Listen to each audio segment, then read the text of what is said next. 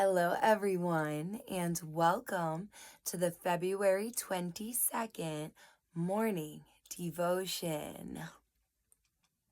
His bow abode in strength, and the arms of his hands were made strong by the hands of the mighty God of Jacob.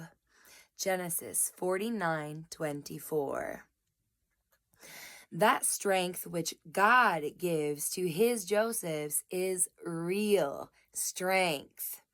It is not a boasted valor, a fiction, a thing of which men talk, but which ends in smoke. It is true, divine strength.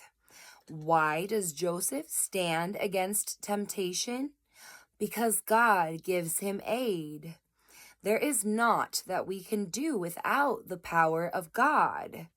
All true strength comes from the mighty God of Jacob.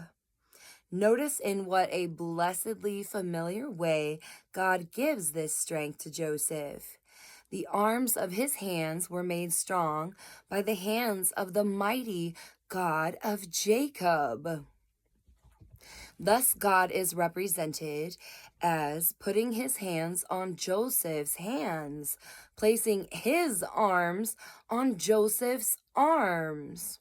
Like as a father teaches his children, so the Lord teaches them that fear him. He puts his arms upon them. Marvelous condescension. God Almighty, eternal, omnipotent, stoops from his throne and lays his hand upon the child's hand, stretching his arm upon the arm of Joseph, that he may be made strong.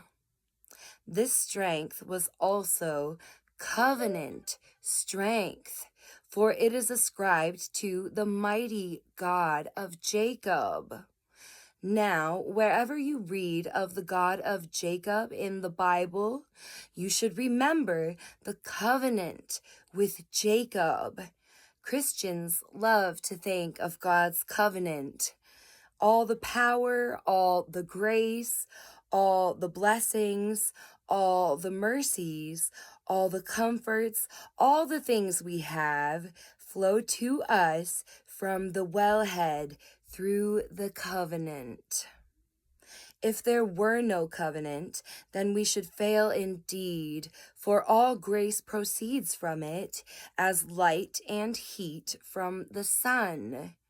No angels ascend or descend save upon that ladder which Jacob saw, at the top of which stood a covenant God. Christian, it may be that the archers have sorely grieved you and shot at you and wounded you, but still your bow abides in strength. Be sure then to ascribe all the glory to Jacob's God.